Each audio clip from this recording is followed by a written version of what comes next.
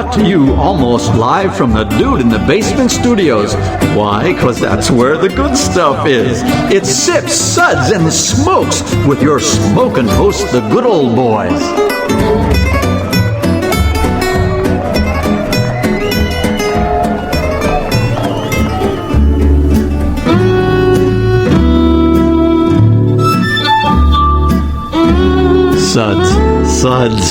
Suds. It's time for more Suds.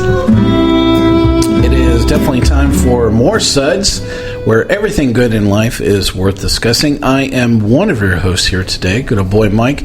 Joining me here at the table are Reverend Mark. Hello. Good old gal Julieanna. Hi, guys. And good old boy Dave. Yo, yo, yo. Our Sud segments are all about beer, and more beer. We are going to have a show and tell segment today, and we're discussing stouts that are non-aged. So that's our topic for today. We are going to be talking about these beers, and I am actually going to read our Suds ratings for today. As we're talking about these beers, we're going to actually be tasting and discussing these beers and rating them with these Suds ratings, plus our signature belching sounds. Number 1 is, that sucks, give me anything but a bud. Number 2 is, was that a belch? Dave. Ah, what a relief. As Juliana says, every waking moment. Number 4 is, a body should really not make that sound, which is what most women say about their men. And number 5 is, listen to that hang time. Give me a You know, he started heading down that path, and I think that is definitely not a good idea. I'm sickened by it. I can't believe anyone would say that. Today's show is a show and tell segment. Each host has actually brought a beer to talk about, and we've selected a common style of Stouts. It's... I'll have another beer, thank you. We're or two. Yeah. Toy boy. Let's see. We're going to talk about stouts that are actually non-aged today. Is one of the things we've decided to underaged. No, Dave. But thank you for trying. So the rest of those have had a chance to try each of the beers that each of us has brought, and each of us is going to actually introduce their beer, discuss their tasting notes, and then we'll go around the table, and the rest of us will rate the beer as we go around today. So, stouts are, it's a pretty broad range of things that are in our tasting today. We have some things that are flavored, non-flavored, to kind of talk about.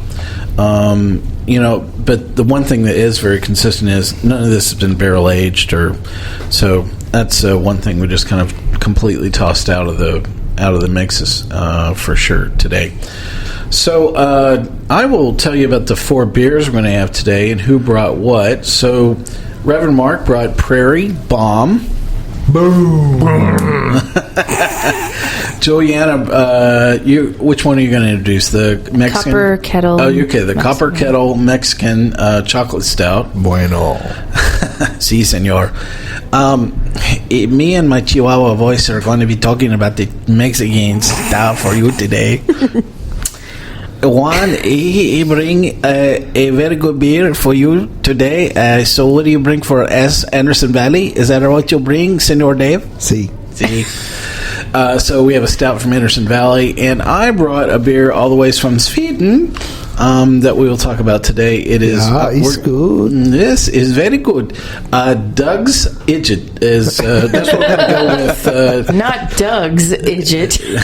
Doug's. I'm going to go with Doug's Idjit. I'm going to talk about it, spill it as we go along. So those are the 4 beers that we have on our show and tell segment for today. So up first is actually going to be good old gal Juliana, and she is going to talk about the Mexican chocolate stout from Copper Kettle. Senor. Si. I hear the cantina music firing in right about now. Okay, fine. So this is a beer that I picked up on my last day at GABF, and I distinctly remember picking it up thinking, oh my gosh, this sounds kind of cool. So Copper Kettle it's Copper Kettle Brewing Company in Denver, Colorado. They are a small little brew pub that opened up in 2011, and interesting for them, in the midst of being in Denver where there's a lot of breweries, a lot of tap rooms, a lot of brew pubs, blah blah blah, they have been named by USA Today as one of the top 10 breweries in Denver, which, I mean, hell, I give them accolades just for that, because that's a brewing mecca. Yeah, to stand out in that town, that would be pretty cool. Yeah, it is kind of cool. And they're known not only for their food, but for their beer. And this particular gem, their Mexican chocolate stout, has won at GABF and in All About Beer magazine, they are listed as one of 252 award-winning beers. I can't imagine 252. That's like just scratching the surface, right? Definitely. I mean, in the scheme of things. It's like how many beers I had yesterday. My house. Yeah. And because of their success there in the Denver area, for them being in a really small, like, strip mall place, that wasn't me. I wasn't whistling, I swear. Yes, it was. They have built a new 15-barrel edition. Wow. Yeah. Pretty impressive, wouldn't you say? All right, so for a point of comparison here, so Prairie Ale, who we all know out of St. Louis, And love. is on an 8-barrel system. Okay, so here you have a brew pub. And this little old brew pub is now up to 15 barrels. system. That's yeah, it's crazy. a 15-barrel brew house. Wow. Wow. Yeah. So props to these people for only being open for 3 years in Denver, mind you, and them expanding, for as much as they are. So yay. So it's a mom and pop little place, and what I like about this beer is that it's taking it's an American style stout, and it's taking it to a new level. I mean, don't get me wrong, stouts are my favorite thing in the world. I can brew them every day for the rest of my life and not have enough of them. But what I like about this is that it's got some chili peppers for the heat, and it's got some cocoa nibs and some cinnamon too. And it might be a little overwhelming to some, but I really like it, and as it's warmed up, I enjoy it even more. So, Dave, what did you think about Copper Kettle Mexican Chocolate Stout? That's the correct name, right, Julieanna? Yes. Yeah, what did you think about it? Senor Dave. It's very spicy. I like it. It's like, if you like one of those fancy Mexican, how like, you go to the grocery store and you want to buy some regular hot chocolate, and you're looking for the regular hot chocolate, and you can't find Swiss Miss because all the other fancy gourmet hot chocolates are there. I think this is just a problem for you, Dave.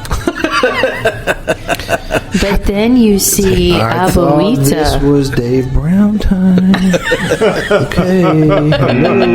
Dave's supposed to be talking. So anyways, you're going, you're looking for all the regular hot chocolate, and then there's the Mexican hot chocolate. You're like, well, crap, I'll try it. So then you go home, you make it, and you're like, well, I want some hot chocolate. And then all of a sudden it's got cinnamon and chilies and like frijoles and huevos and, cucarachas and all this stuff in it. And you're like, man, this stuff's crazy.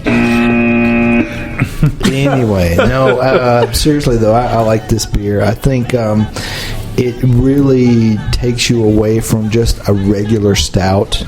It's a nice winter beer. Like if you were out after a day of sledding, or being out around a bonfire or something like that, this would be a really good beer to have with you. And I give it tres. Hey, tres. Number 3, which is I was at the bench. Thank you, Senor Dave. So a good old boy Mike, he have a Mexican chocolate stout from a Copper Kettle. A Chihuahua is spicy, very very spicy. I hear the alarm in my mouth. It's I Chihuahua is very spicy. I don't know. Me and Miguel, we don't think it's a beer that not everybody gonna like. So it's very spicy and chocolate, and it's very intense. So we give it a 3. A trace as well. So it was very spicy. So recently, we were there was a beer competition that all of you were in, and I happened to be judging the spice beer category. Go figure. And what a torture fest that was. It was one pepper beer after another, just kept on rolling and rolling and rolling. And oddly enough, it was the vegetal category in that beer competition. And actually, Zaya, who's another host here on the show occasionally, won that category actually with a Christmas spice beer. And actually, her beer was a welcome respite from all the pepper beer that were in there. Was jalapenos and habaneros, and it was just, wow, it was like a pepper festival that was going on. This beer brought me back to that intense moment, rather quickly. I don't think that most people really think about peppers and beers as going together naturally. I really find there has to be again, it's are you having, beers with pepper or peppers with beer, conversation. Are they kind of in check and complementing each other? I have to say that the pepper is kind of overwhelming. The beer here a little bit, although it's not as intense as maybe some of the other things that I've had in a pepper beer category. Do you think this beer will make it hard to sit down tomorrow? Chihuahua, yes. I think the alarm will be going off. It's the flames are shooting out of my blood. Yes. I really think that most people, I would be shocked if one person actually drank the whole bottle. I would be very shocked about that. I would say that most people will probably have one glass. Maybe it's just a point of having something that is vastly different. And I think of all the pepper beers that I've had, I like the thought of having it with something that is sweet. Mm-hmm. To get that sweet hot thing going. I think the only thing was missing here is it just wasn't sweet enough. Yeah. And the bittering agent, that they would really bring forth with the chocolate, it was just kind of getting blown out, basically by the pepper in the beer. So, that's kind of what had me thinking, it brought me down around that 3 number. Reverend Mark, what'd you think about Copper Kettle from, Mexican chocolate from Copper Kettle? Well, I think it's a beer that I'm really enjoying with this little 2-ounce pour, which is only about halfway. I've only had just a little bit of it, but even if I didn't really want this in a beer glass, I would love to have a 6-pack of this on the ready for the next chili that I'm going to make. I could definitely see using this in some chili. That sounds now, now, I've had your chili. So, look, if you use this, don't put any more hot sauce, no more cayenne pepper on top of this. No, this is, you can put this in place of that, okay? In place of, that's what I'm saying. On it. And I do think it would be a really good aperitif, for something, for some hot and sweet type foods pairings, would be really good. I'm thinking if you were kind of coming in and having like a cheesecake, maybe or something else that was like that was a very sweet milk base of something, milk is important. Yeah, something creamy. Yeah. Mm-hmm. So I thought it was fine. Everybody else said, or most everybody, I'm not so sure that I could drink a pint of this at all. But I could definitely enjoy this if I was starting out like a dinner party with a little like a 4-ounce pour. Yeah, I would give this to a relative just to see their facial expression. Here, have a glass of Montezuma's Revenge. Here, Grandma. This will wake you up. So what's your Suds rating of the Mexican chocolate here from Copper I'll be generous and give it a 3. A 3 as well. How about that? Was that a belch? Well, thank you, Julieanna, for bringing that and getting us out of the gate with something that definitely was a hot topic of discussion. Up next is going to be Dave talking about the beer that he brought from Anderson Valley. Dave. This is Barney Flats Oatmeal Stout. Cool. How about that? So, Very vastly different from this Mexican stout. nice respite. So, Anderson Valley, they are in Boonville, California.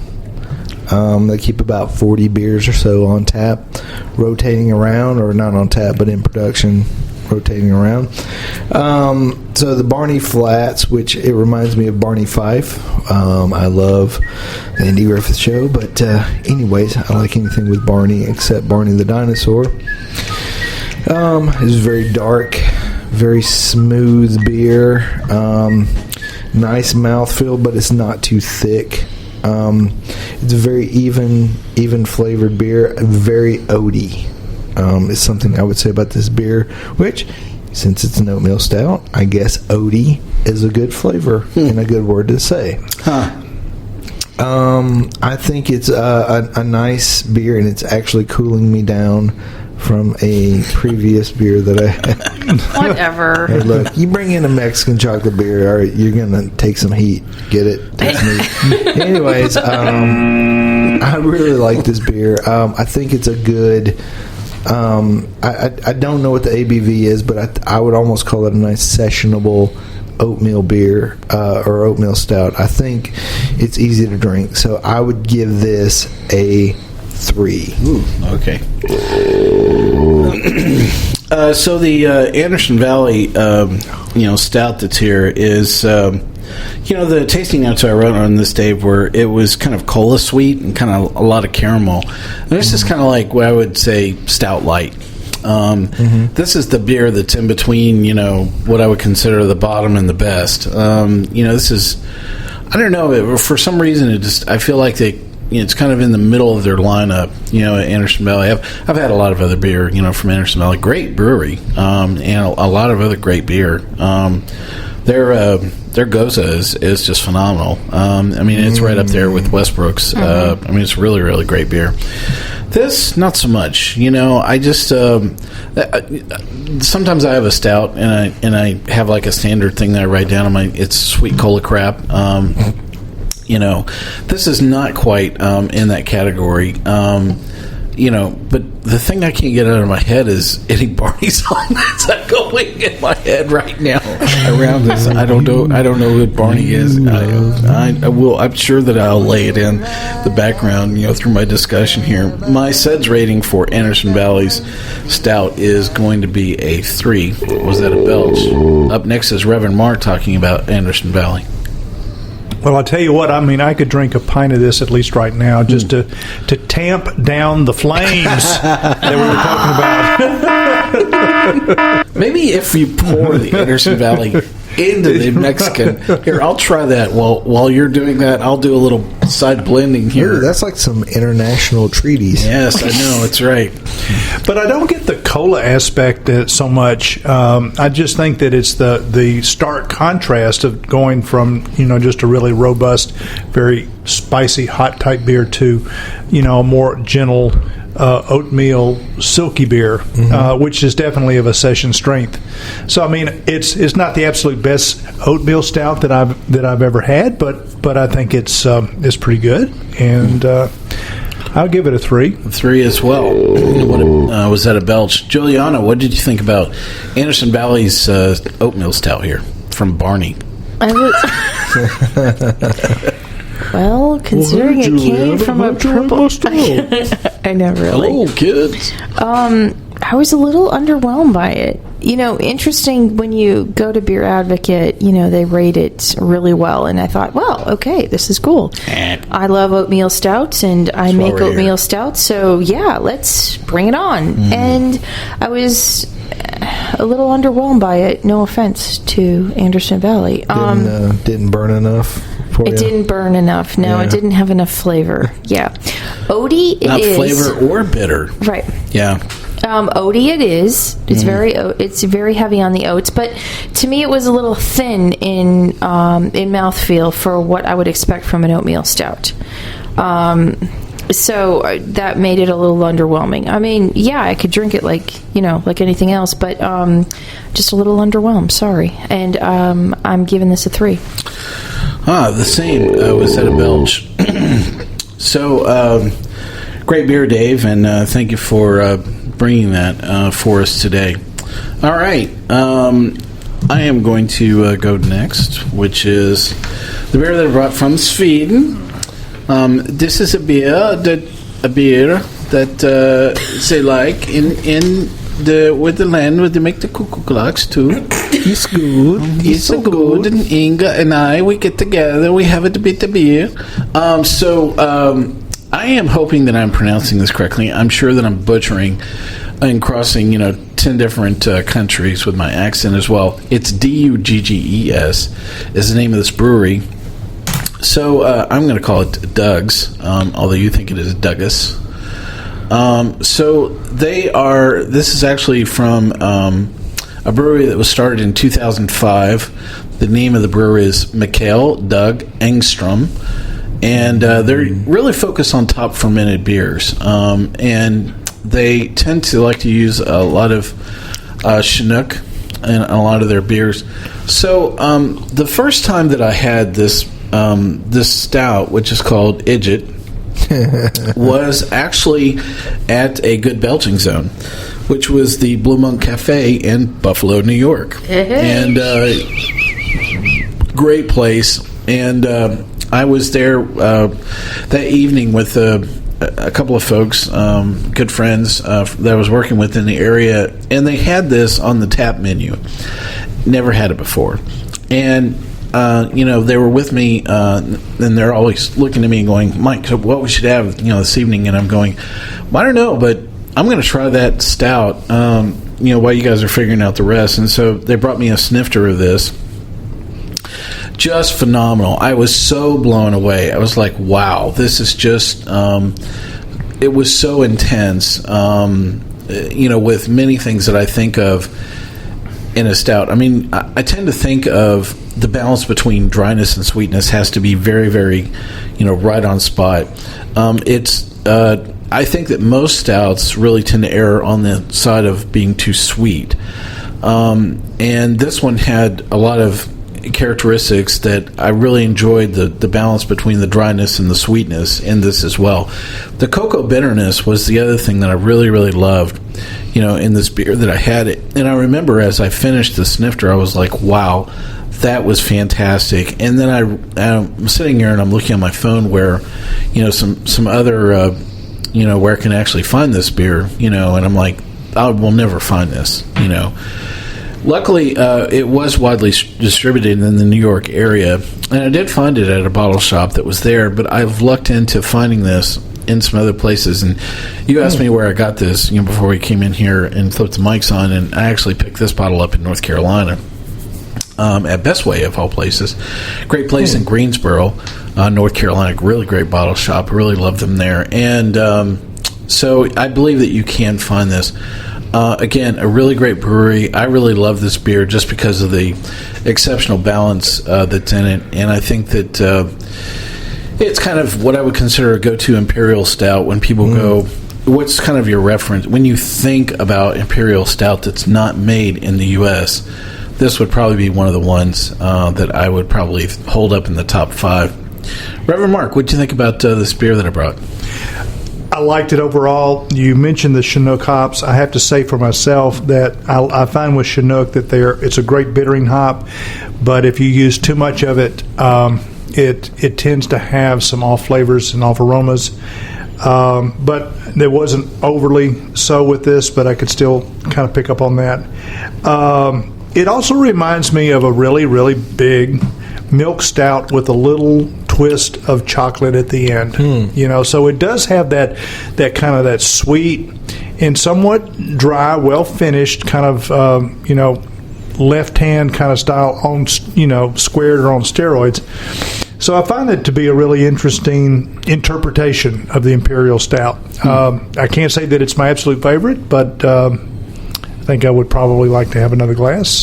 Which Suds rating on that? I'll give you a 3. A 3 as well. Was that a belch? And one of the things I forgot to mention is, so the declared style is an imperial stout with this beer. The ABV is 9.5% on this beer as well. So, Julieanna, what did you think about the stout that I brought here from Douglas? Well, I have to say, I'm really impressed with what a Swedish interpretation of an imperial stout is. That makes a good beer. It does make a good beer. But yeah, it was like this blend of different kinds of stouts to me. It was kind of like a milky stout. Yeah, it really was. So I had that slickness on the tongue of a traditional milk stout, but yet I had like dark fruits in it too of an imperial stout. And then I had I really tasted the Chinook, and I smelled the Chinook, and I'm like, okay, wait, I'm a little confused. Does this want to be like an IPA in a way? Like, so it was a really interesting interpretation. Obviously this isn't the gold standard of what an imperial stout is, especially after tasting Big Bad Baptist on our most recent episode. But, I could do a pint or two of this, any day. I'm going to give this a 4. A 4? Body should really not make that sound. So I think one of the things that I noticed with the sample, a bottle that I brought in, the carb's really a little bit low on this. It is, yeah. And that's probably the only thing I'm a little disappointed. I don't know if that is a shipping, shelving, age, thing around this. It's not taking away from the flavor at all. No. But I know what you mean. The carb is just a little bit low on this. Dave, what do you think about the Douglas that I brought here? Well, actually, I'd done some research, and It's rough. wow, that is so mean. I could have said, please stop. I could potentially have done some research. But anyways, in Sweden, Dugges is actually pronounced Steve. So this is Steve. This is Steve's Idjit. That's too much. Wow. You go on. They call it Bob. You take your time. You go on to Google and you look at stuff. And then don't even appreciate it. Nope. Well, that's fine. Definitely not. So your Idjit, I find your Idjit very appealing. I'm sure you do. It's very sweet, like my Idjit. Really? Really?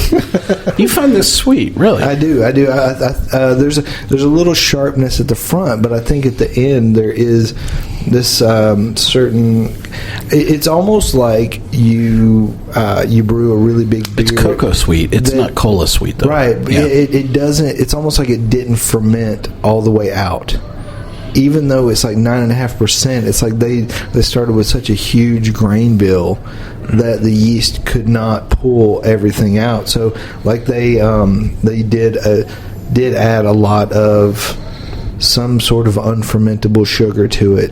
Whether it was just the caramel or caramel grains or whatever it was. But I do get this sort of residual sweetness with it. What's your Suds rating on this then? I gave this one. I gave the Idjit a 3. A 3. Was that a belch? Well, thanks, guys. I'm glad we got to talk about it, and I'm glad I got to share it with you. So I look forward to having this beer on tap again. I have to say that after having it on tap and then having it in the bottle, I would definitely have it on tap. Yeah, it'd be cool to have it fresh. Mm-hmm. Yeah, see the difference. And I think that we get through that carb thing as well. So yeah, it was a little flat. So I think we'll see. All right, Reverend Mark, hang on just a second. Let's take a quick segment break here before we get going along. We'll come back with Reverend Mark's show and tell moment here. So we'll be right back in just 30 seconds.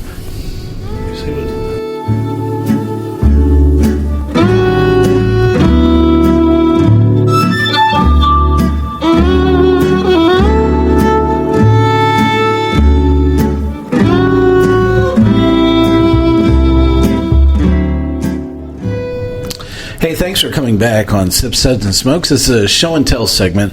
We are talking about stouts that we brought that are non-aged. We've been heading around the table here. And next up is Reverend Mark to talk about the beer that he brought. All right. I've been sharing with everyone the Prairie Ales Bomb. Ba-boom. Ba-boom. Prairie Ales is from Krebs, Oklahoma.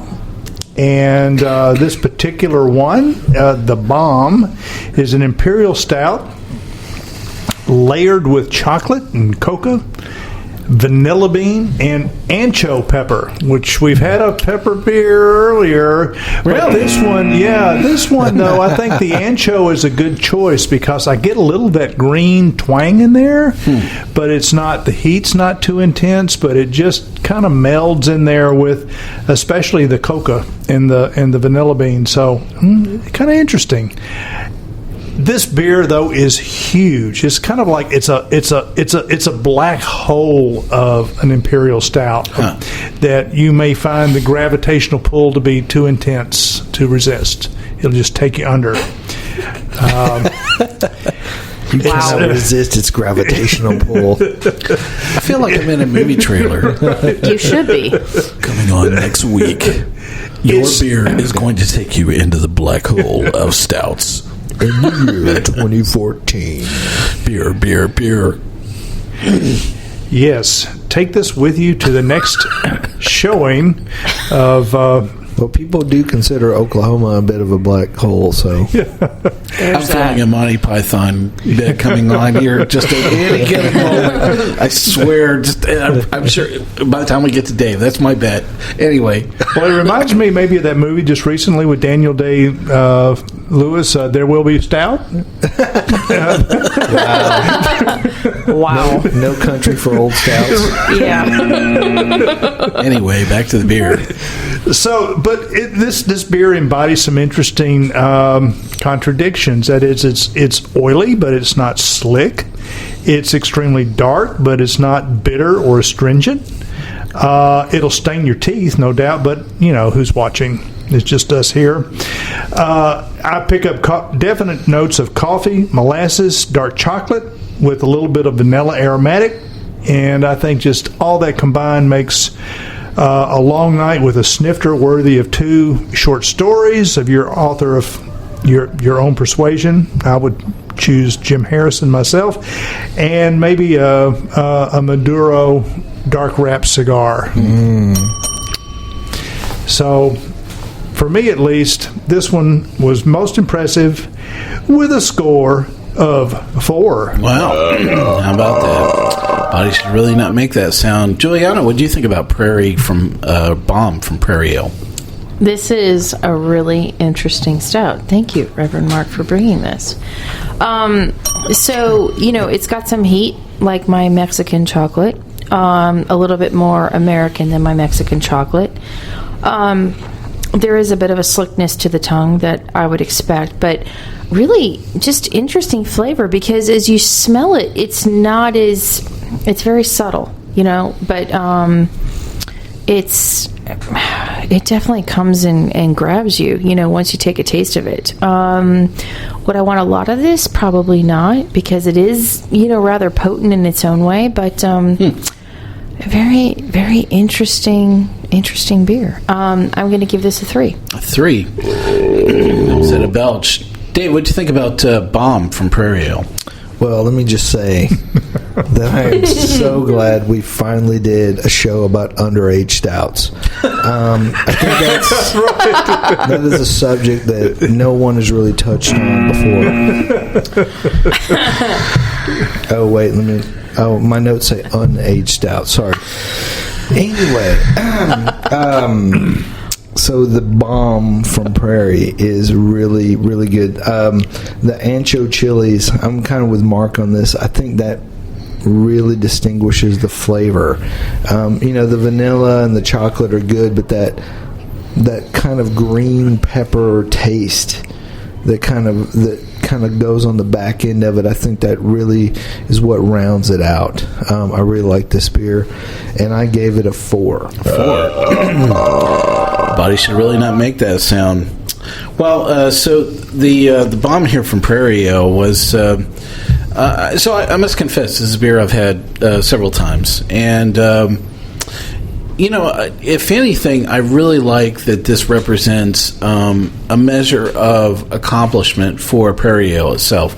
This was one of the earlier beers that they created at Prairie Ale. They created the Prairie Ales, which is, and then the Standard, and then some of the other ones like America, and some of the other things they have in the sour line. They created this stout, and that as really, I think this was their very first stout that they created. It really was quite amazing, I think, for a beer that they really wanted to put out on the marketplace. The thing I always remember about this beer is that it's really intense on both levels. The thing that I really love about this beer is the measure of balance between the sweetness and the bitterness that's in this beer.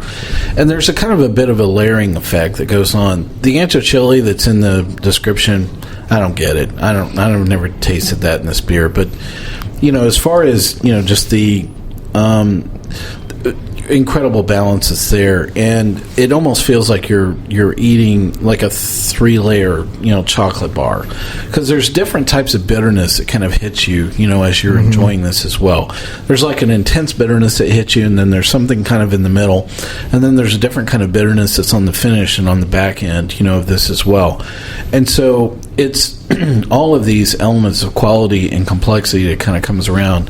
This is a really fabulous stout, and I am so glad to say that this is made in the heartland of America. I mean, really great beer. I can't think that it's in the finer hands of anybody than the folks at Prairie Ale. I hope they make this for a very long time.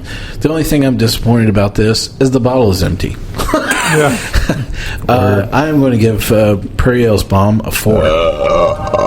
Body should really not make that sound. And, as much as I raved about it, it was pretty close. I mean, I was like, is this 5 worthy? Is this 4? I don't know. It comes bouncing around that. But absolutely a really solid beer. And I would say that if somebody is really looking to have a stout that is not overwhelming or too big, this is a beer you could sit down and have more than one of, right? Yeah. No, I agree. Yeah. As opposed to the Mexican chocolate, I could have like about half a glass and still leave some, which is like exactly stouts, what I did. Yeah. As they're all looking at my sample cup over here as well. Oh. Well, thanks for the show and tell episode that we've had here, and thanks for the stouts you guys brought. It was really good. I look forward to our next show and tell show. That we'll have. I'm sure Dave will come up with something interesting for that. Oh, I've got something to show you.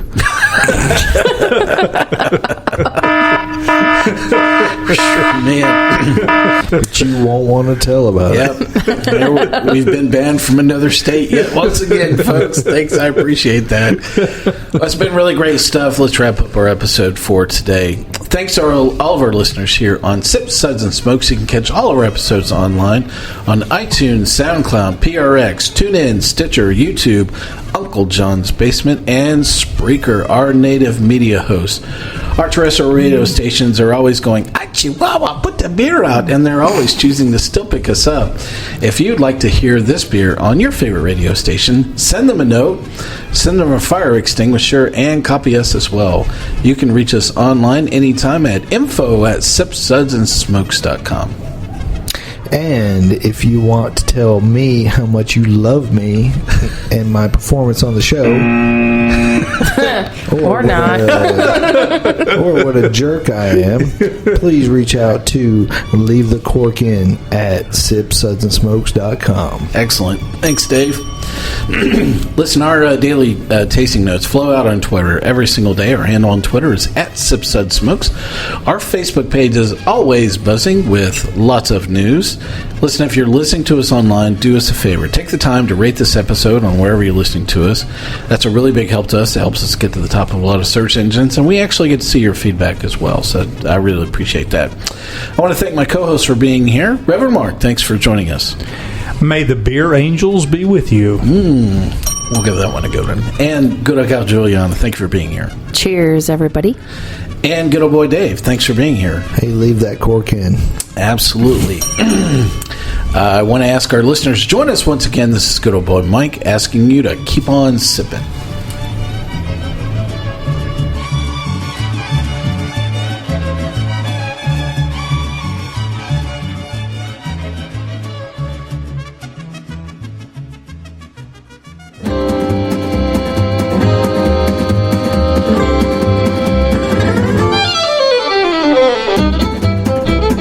has been a One Tan Hand production of Sips, Suds, and Smokes, a program devoted to the appreciation of some of the finer slices of life. From the Dude in the Basement Studios, your hosts, the Good Old Boys, will see you all next time.